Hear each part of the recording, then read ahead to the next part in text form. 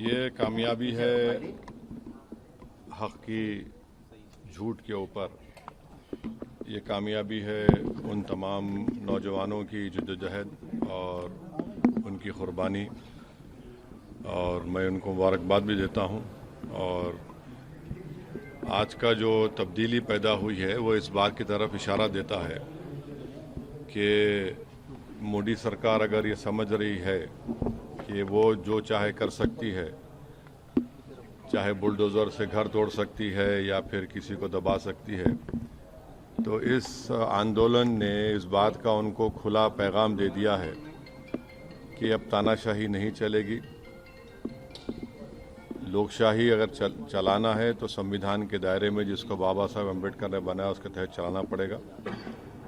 और हम उम्मीद करते हैं कि मुस्तकबिल में, फ्यूचर में कोई पेपर लीक कहीं पर भी किसी प्रदेश में या फिर किसी हमारे देश के नेशनल जो एग्जाम्स होते हैं उसमें नहीं होगा। अभिजीत दिपके कह रहे हैं कि अभी ये लड़ाई बाकी है, अभी तो ये सिर्फ शुरुआत है।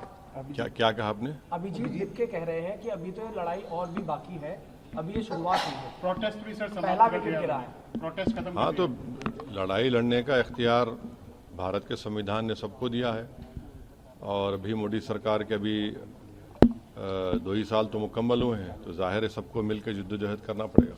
अखिलेश यादव कह रहे हैं कि इनकलाब की जीत हुई है। अब वो उनके बारे में मुझे सर, अजय राय है कांग्रेस अध्यक्ष, वो कह रहे हैं कि अब धर्मेंद्र प्रधान की गिरफ्तारी भी होनी चाहिए और फिर उसके बाद जांच होनी चाहिए। कोई दूसरी पार्टी का क्या बोलेगा, हमसे क्यों पूछ रहे हैं आप? वो जवाब देंगे अपना। सर, लीडर ऑफ अपोजिशन के पे तो वो बताएंगे। सर, वो बोल रहे हैं कि लड़ाई जो है इस पूरे मामले में जो कार्रवाई है, जिन्होंने लाठीचार्ज किया है पुलिस वालों पे, उनके खिलाफ कार्रवाई होनी चाहिए और एक्शन सख्त होना चाहिए। आपका क्या स्टैंड है? 4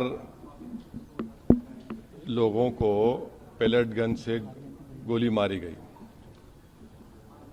और एक की तो आंख ज़ाय होने वाली है।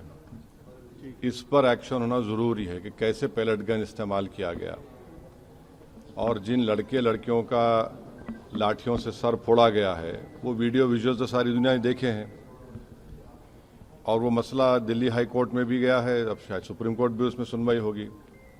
तो सरकार को चाहिए कि ये कैसे हो रहा है। तो यकीनन ये पेलेट गन आप देखिए कि जब जम्मू कश्मीर में इसको इस्तेमाल किया गया था, करीब मेरे ख्याल से अगर मैं गलत ना कहूँ तो 1000 के ऊपर लोगों को पेलेट गन से मारा गया था। उसमें से 50-60 लोग बिल्कुल देख नहीं सकते हैं। तो पेलेट गन का इस्तेमाल जिन 4 युवाओं पर हुआ है उसकी तो तहक़ीक़ात होनी चाहिए। एक तो मंसूरी है जबलपुर मध्य प्रदेश के, जो BA MBA करे, एक इसमें कोई आपकी बरादरी का आउटलुक का जर्नलिस्ट है। तो ऐसे कैसे होगा? तो बिल्कुल गलत हुआ है।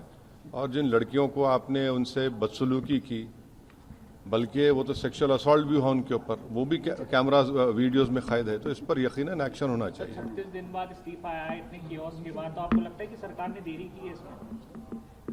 अब सरकार झुकने के लिए देरी कर दी ना, 36 दिन लगे उनको झुकने के लिए।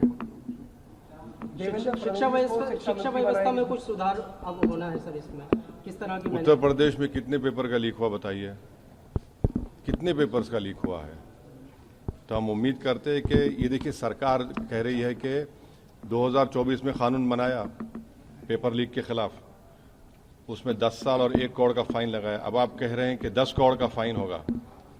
भाई, पेपर लीक हो क्यों रहा है वो तो देखिए। आप कानून बनाएंगे, ये बनाएंगे। अच्छा, फास्ट ट्रैक कोर्ट तो एक मजाक बन चुका है। 2009 में फास्ट ट्रैक कोर्ट बनाया गया और 2019 से बनाया गया। 2019 से 2026 तक आपको मालूम कितना खर्चा हुआ उसके पर? पार्लियामेंट में जवाब दिया 1100 करोड़ रुपये।